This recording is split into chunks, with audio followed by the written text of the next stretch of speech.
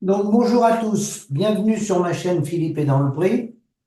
Donc aujourd'hui une vidéo qui va traiter deux sujets. Alors le premier, je remercie Dominique de la Meuse de m'avoir envoyé ces documents. C'est des documents qui sont passés par les réseaux Chambre d'agriculture, Chambre d'agriculture Grand Est, Ambition éleveur pour un élevage compétitif et durable en Grand Est. Nouveau à partir du 15 novembre 2024. Objectif, vous gérez une exploitation en polyculture élevage. Le programme Ambition éleveur peut vous permettre d'atteindre plusieurs objectifs. Gagner en compétitivité. Donc, vous voyez, on n'est pas assez compétitif. On ne travaille pas assez, pas assez longtemps, et on travaille mal, sans doute. Pour que ça soit écrit gagner en compétitivité, c'est que peut mieux faire. C'est ça que ça veut dire. Maîtriser mes sources et gagner en autonomie. Préparer la transmission de mon exploitation, développer la qualité de mes sols et mes productions, passer le cap du numérique, bien vivre mon métier et veiller au bien-être de mon troupeau. Bien vivre mon métier et veiller au bien-être de mon troupeau. Moi, je pensais que ça allait bien, apparemment. D'après les infos qu'on avait, tout allait bien dans le meilleur des mondes. Alors, je ne sais pas pourquoi ils nous disent ça. Prise de contact, diagnostic, plan d'action, le suivi, mise en œuvre. Rejoignez le programme, contactez votre chambre d'agriculture, Alsace, Ardennes, Aube, Haute-Marne, Marne, Meurthe-et-Moselle, Meuse, Moselle et Vosges. Donc voilà, important de remettre des gens le pied à l'étrier, de remplacer les petits soldats, parce qu'en ce moment le bateau coule, c'est plutôt le déménagement du territoire. Donc ce que j'ai bien aimé, c'est gagner en compétitivité, comme si qu'on n'était pas compétitif.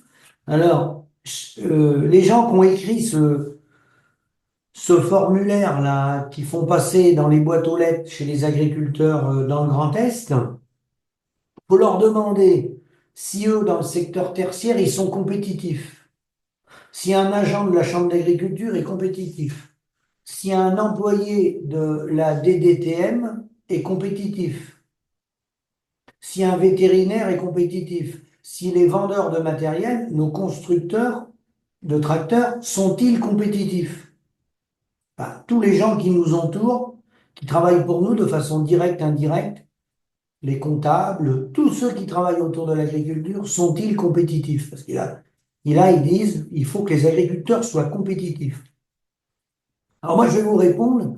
Les agriculteurs, depuis longtemps, ils sont rentrés en négociation, en monnaie d'échange, dans le libre-échange, qui s'est accéléré dans les années 90 avec la mondialisation qui existe depuis plusieurs centaines d'années, la mondialisation, mais sous différentes formes.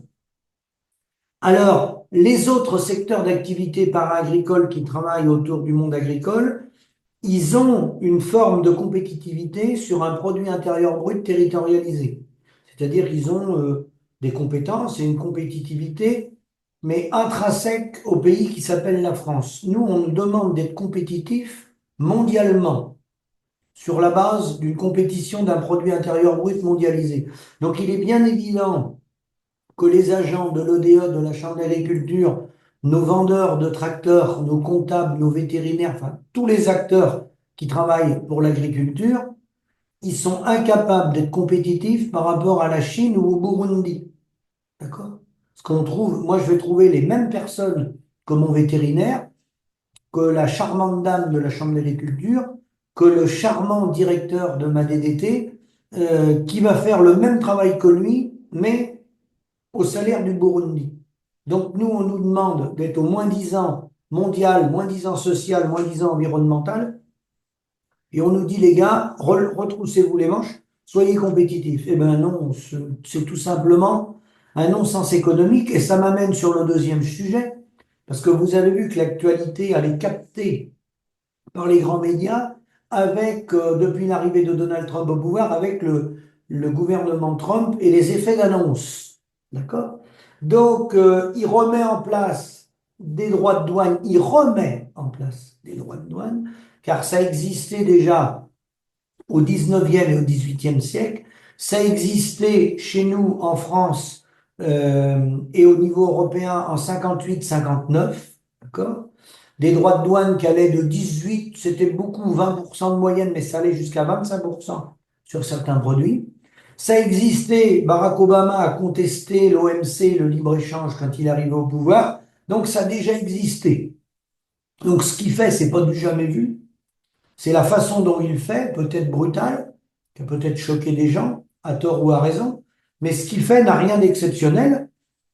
Par contre, ce qui est intéressant, c'est qu'il reconnaît lui-même, alors avec ses supporters, que le libre-échange ne fonctionne pas. Est-ce qu'on pourrait lui répondre à Monsieur Trump? On pourrait répondre au peuple américain qu'après tout, ils n'ont qu'à se remettre en cause. C'est qu'ils sont pas compétitifs. Ils ont perdu toute leur usine, toute leur industrie. Ça veut dire qu'ils sont mauvais. Nous, c'est ce qu'on explique à longueur de journée aux paysans sur le territoire national. C'est ce qu'on explique aux paysans suisses que j'ai au téléphone. C'est ce qu'on explique aux paysans allemands, danois, hollandais. On leur dit, mais les gars, faut vous reconvertir, faut changer de métier, faut grossir les fermes. Vous n'êtes pas compétitifs. Ben, le peuple américain est un peuple qui n'est pas compétitif, si on le prend sous cet angle-là. D'accord? Ça veut dire que ce sont des mauvais. Ben non, le peuple américain, ce ne sont pas des mauvais. C'est simplement que Monsieur Trump, comme d'autres avant lui, dénonce le libre-échange parce que la libre circulation des biens, des hommes, des marchandises et des capitaux, ça ne fonctionne pas. Tous les États dans le monde, tous sans exception, fonctionnent avec une partie de privé et une partie de public. Il faut les deux. Il faut des choses qui soient privatisées et il faut du public. Le tout public ne fonctionne pas et le tout privé ne fonctionne pas. Et moi, je fais partie de ceux qui pensent que l'éducation nationale, la santé, la sécurité et l'alimentation, ça doit être encadré, ça doit être public. On doit pouvoir sortir du marché mondial. La santé, on n'en fait pas un business avec la santé. Et la sécurité des Français, on rigole pas avec ça non plus. Et l'éducation non plus. Et certains qui ont des programmes ultra-libéraux qui disent qu'on doit mettre tout le monde en compétition et qu'on doit mettre tout le monde au libre-échange, ben non, je regrette. On va pas demander à des retraités dans des EHPAD de faire des économies et qui nous coûtent moins cher et de les faire manger pour 1 euro par jour. Voilà. Là, on va jusqu'à la connerie de la financiarisation. Donc, il faut trouver un équilibre. C'est le sens des programmes comme la Charte de La Havane, où on peut appeler ça, comme j'ai entendu des économistes et des politiques parler de régulation, parler de quotas. J'ai entendu des économistes parler de quotas, comme nous on a parlé en 2009. Hein, je salue Xavier du 53 et d'autres qui mettent beaucoup l'accent sur la régulation et le mot quota. Hein. J'ai entendu des capitaines d'industrie parler des quotas. Il va falloir mettre des quotas. Là, ils parlaient pour les échanges industriels au niveau mondial. Donc là, c'est quoi ça? C'est bien un coup de pied dans le derrière du libre-échange. Le libre-échange qui ne fonctionne pas. Il faut une dose de libre-échange, mais il faut une régulation. Donc le système le mieux adapté, c'est la coopération entre les États, c'est la charte de la Havane, partout où on peut le réaliser et où c'est compliqué, eh ben on fait du libre-échange, mais on l'encadre. On ne laisse pas la finance en roue libre aux mains des spéculateurs, des boursiers, des boursicoteurs qui détruisent les travailleurs, autant la masse salariale que les agriculteurs. Donc, pour terminer, ce libre-échange sur les produits laitiers, contrairement à ce qu'on nous dit, sur le lait, les produits laitiers, c'est moins de 7% des échanges mondiaux. J'ai pris un autre exemple, la viande bovine. C'est moins de 10% au niveau mondial qui est échangé. D'accord? Sur les États-Unis, c'est 8,5 milliards de dollars qu'il exporte de viande bovine sur un produit intérieur brut américain de 30 milliards de dollars. 8 milliards 5. C'est-à-dire, c'est rien du tout.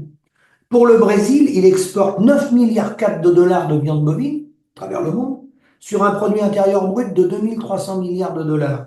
Et j'ai pris l'Australie après, qui exporte également beaucoup, hein, 8 milliards de dollars d'exportation de viande bovine sur 1800 milliards de produits intérieurs bruts. Donc vous voyez bien que ça représente rien du tout. Le problème, c'est que là j'ai pris l'exemple de la viande bovine.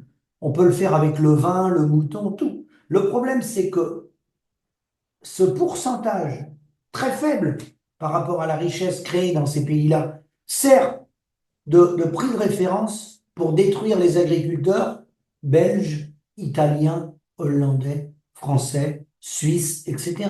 Il est là le problème. Et pourquoi ça se traite sous la base du libre-échange?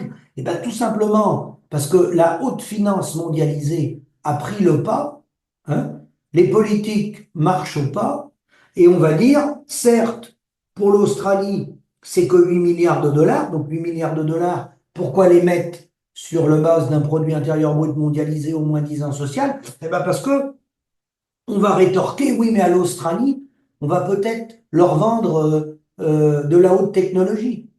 On va leur vendre autre chose. Certains vont leur vendre des voitures, d'autres vont leur vendre de la chimie. Donc si on veut vendre de la chimie, des voitures, le TGV ou que sais-je, il faut absolument accepter les 8 milliards d'exportation de dollars en dollars de viande. Sinon, le marché ne peut pas se faire. Et pourquoi le marché ne peut pas se faire? Pourquoi? C'est totalement faux, ça. On déséquilibre tout avec une petite partie. Il est bien noté dans l'article que j'ai imprimé, hein, moins de 10% est échangé sur les marchés internationaux. Cela souligne que la viande bovine est majoritairement consommée, écoutez bien, localement, car elle est périssable, coûteuse à transporter, soumise à des normes sanitaires strictes et souvent liées à des préférences culturelles.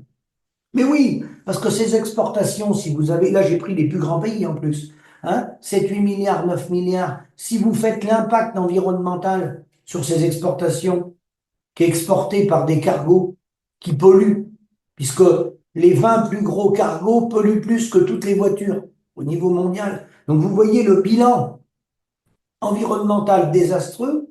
En termes d'emploi économique, on déséquilibre toutes les économies des pays. On fait tomber des pans entiers de l'industrie et de l'agriculture. Donc, qu'est-ce qui se passe? Quand des gens sont mis en concurrence déloyale, les entreprises déposent le bilan. On a beaucoup de chômeurs, de travailleurs pauvres, de RSA. Et dans les pays qui descendent encore une marche encore inférieure, les gens ont plus à bouffer. Qu'est-ce qu'ils font? Bah, ils quittent leur pays. Ils vont dans un pays où ils vont avoir un salaire au moins pour manger. Ça s'appelle l'immigration. Ça s'appelle l'exportation du chômage, qui est déclenchée par le modèle économique mondialisé, par cette base-là de produit intérieur brut mondialisé qui sert de référence. C'est ça qui détruit l'agriculture et l'industrie. C'est le mode du commerce qui détruit l'industrie, nos emplois, hein. Et en plus de ça, en perdant l'industrie et nos emplois, on crée plus suffisamment de richesses pour entretenir nos routes, nos écoles et nos services publics. Et par-dessus le marché, dans ce modèle-là, les gens qui spéculent, les grands groupes qui gagnent de l'argent, échappent à l'impôt, vont dans les paradis fiscaux. Donc ça vient encore rajouter un déficit au déficit qu'on crée par le déséquilibre du modèle où on n'a plus d'emploi. Là, on coche toutes les mauvaises cases avec ce modèle de libre-échange-là, en roue libre, non régulé. Donc, sans régulation, on peut mettre des quotas, on peut appeler ça comme on veut. Si ce modèle-là n'est pas régulé et qu'on va à un maximum sur la base de la coopération entre les États, Charte de la Havane, ça ne fonctionne pas. On s'auto-détruit. Et le but du jeu, c'est bien de trouver un équilibre entre le privé et le public. Il faut des deux. Le public a des inconvénients, le privé en a également aussi. Il faut des deux. Et il y a des secteurs qui doivent rester publics. On ne doit pas faire du fric sur le dos des malades. Voilà. La santé. On doit pouvoir soigner les gens, même ceux qui n'ont pas les moyens de se soigner. On doit pouvoir soigner tout le monde. Quand j'entends des gens qui disent que la retraite, faut se la faire soi-même, très bien. Comment on fait ceux qui dégagent pas de revenus? Ceux qui ont des tout petits salaires ou ceux qui dégagent pas de salaire, ils vont se la financer comment, leur retraite? Il y a des gens qui travaillent autant que d'autres, voire plus que d'autres. Je vais ajouter ça. Certains ont travaillé beaucoup plus que d'autres, mais sont dans des secteurs d'activité, comme il n'y a pas de rééquilibrage sectoriel, hein, ils ne dégagent pas de revenus. Et quand on ne dégage pas de revenus, on se finance sa retraite comment? On va se faire soigner à l'hôpital comment? Si on n'a pas un système public universel pour respecter l'ensemble des individus, puisque tout le monde a sa place dans la société. Et on a besoin de toutes les forces vives pour exercer tous les métiers indispensables au fonctionnement d'une nation. Donc, pour terminer, au lieu de nous raconter des mensonges comme on fait depuis 40-50 ans avec nos responsables professionnels et la presse agricole et de nous faire croire que ça ira mieux demain, les salons qui sont organisés dans nos départements, comme à côté de chez moi en Vendée, le Tech Élevage, il organise le Tech Élevage où tout l'entourage de l'agriculture, tout le para-agricole est là avec des stands pour vendre des robots, des matériels agricoles. Ça fait 50 ans que ça dure, ça. Eux, ils travaillent avec un produit intérieur brut territorialisé et ils ont leur marge. Mais au lieu de l'appeler le Tech Élevage, il faudrait mieux l'appeler le Tech Éleveur. Parce que c'est l'éleveur qui se donne la mort. Il y a 6 tentatives de suicide par jour. C'est l'éleveur qui est le dernier maillon. C'est lui qui est exploité. C'est le tech éleveur, faut l'appeler. C'est pas le tech élevage. Parce que les gens qui font le business, ils l'ont toujours fait. Ils ont toujours gagné leur vie avec le business. Où ils gagnent plus d'argent, c'est quand il n'y a plus d'activité. Quand la vache est tarie. Là, on a perdu 1 million de vaches en 10 ans. Alors, bien sûr, si on continue de perdre du cheptel, eux, ils vont pas fermer les boîtes parce qu'ils gagnent plus d'argent. Ils vont fermer les boîtes parce qu'ils n'ont plus d'activité. C'est pas la même chose. À partir du moment où ils ont de l'activité, ils ont des marges. Nous, comme vous le savez, on a beaucoup d'activités. On est opérationnel 7 jours sur 7, d'accord? Du lundi jusqu'au dimanche soir, compris la nuit d'ailleurs, quand il faut se lever pour des vélages ou autre, hein? Mais c'est pas le volume de travail qui fait le revenu final, vous le savez comme moi. Je respecte, pour terminer ma vidéo, tous les gens qui sont installés, des jeunes, j'ai reçu des SMS ou qui disent qu'ils sont très heureux dans ce métier-là, ils s'épanouissent parce qu'ils aiment leur métier, ils aiment les animaux, je les respecte. C'est avant tout un choix de vie et un goût. On a un goût pour ce métier-là, on est attiré aux animaux, comme moi j'étais quand j'étais jeune, comme tous mes amis étaient quand on avait 20-25 ans. Et c'est normal, on a de l'ambition. Aimer son métier, s'attacher aux animaux, se trouver bien dans la nature, c'est une chose. Pouvoir en vivre, c'en est une autre. Si c'est faire un métier pour s'épanouir à la campagne et se prélever 800 ou 1000 euros par mois, moi je déconseille aux jeunes de faire ça. S'installer, oui, mais pas à 800 ou 1000 euros.